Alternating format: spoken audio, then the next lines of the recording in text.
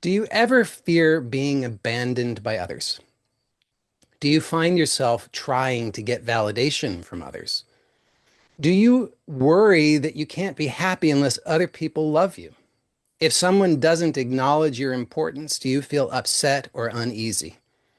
When other people don't agree with you, do you feel uncomfortable? Do you make decisions based on getting approval from others? Do you experience social anxiety? Do you avoid activities or interactions due to worry of judgment or inability to make everybody happy?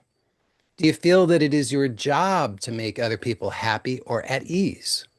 Do you feel that it is your job to make sure that other people do the right things or have only good experiences? Do you find yourself overthinking? Do you have negative self talk? Do you feel a need to be right? Do you want to be seen as good or helpful? Do you experience low self esteem? Do you have feelings of unworthiness or not being good enough? Do you feel insecure if others don't want to do what you want to do? Do you ever find yourself unsure of your own values and priorities?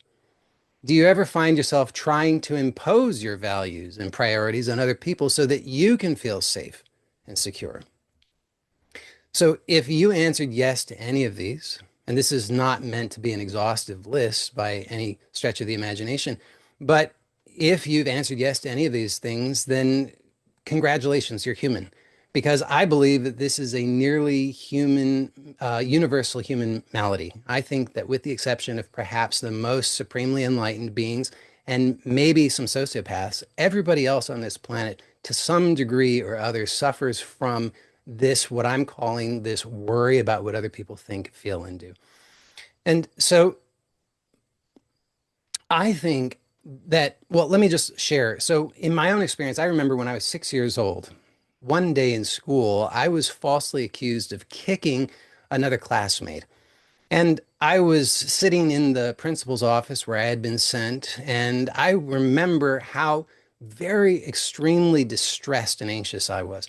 Now, part of that, of course, was because I was concerned about the punishment that I thought I might receive, but a very big part of it actually had nothing to do with fear of punishment. It had everything to do with being worried about what other people would think about me, because it was really, really important to me that everybody liked me, that everybody thought well of me. And I was really anxious about the concerns that I had, that maybe my teacher would not like me any longer, that maybe my classmates would not like me any longer, that maybe my parents wouldn't like me any longer. I really, honestly was devastated by this, primarily because of my concern about what other people would think.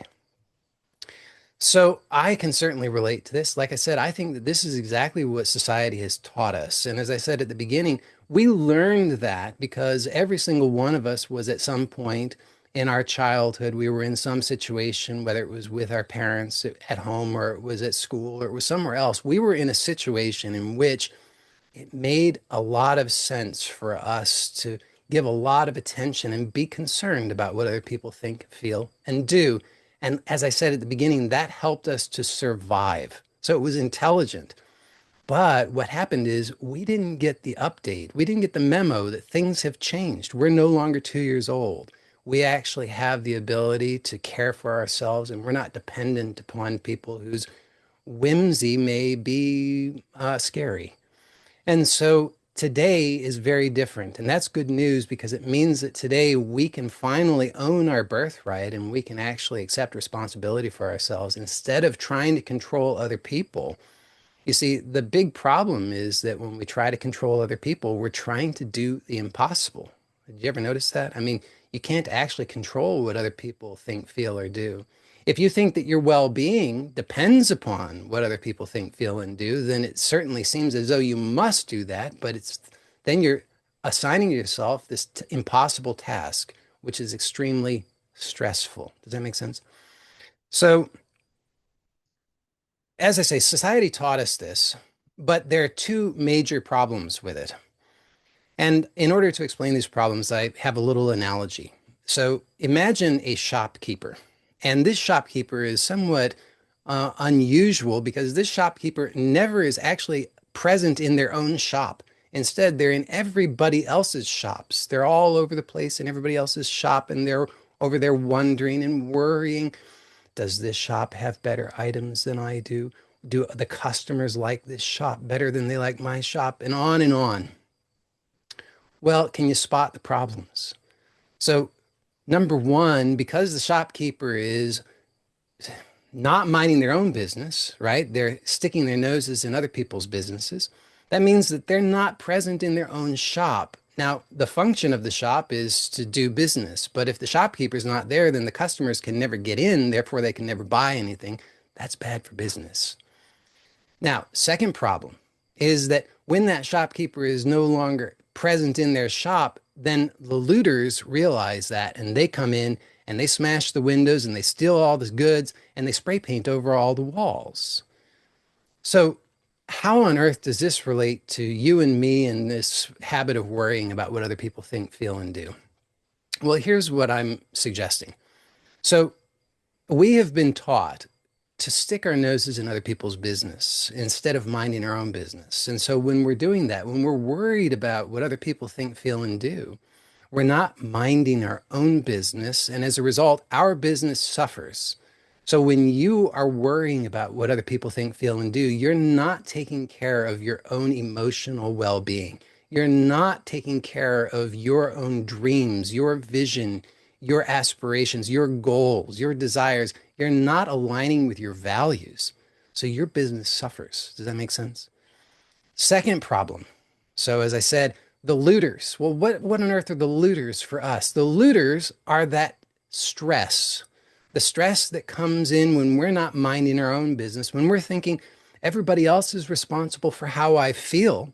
So we're overcome with that stress, and that wreaks havoc in our lives. As I mentioned earlier, that causes us problems with our physical health, with our mental health. It causes us problems in our relationships. And it also causes us to fail to recognize the options and opportunities that are present for us. And so we stay very small, we stay very limited. We have a lot of limiting beliefs and we think, I can't, it's not possible for me. So we suffer as a result of that. So those are the two problems that I see.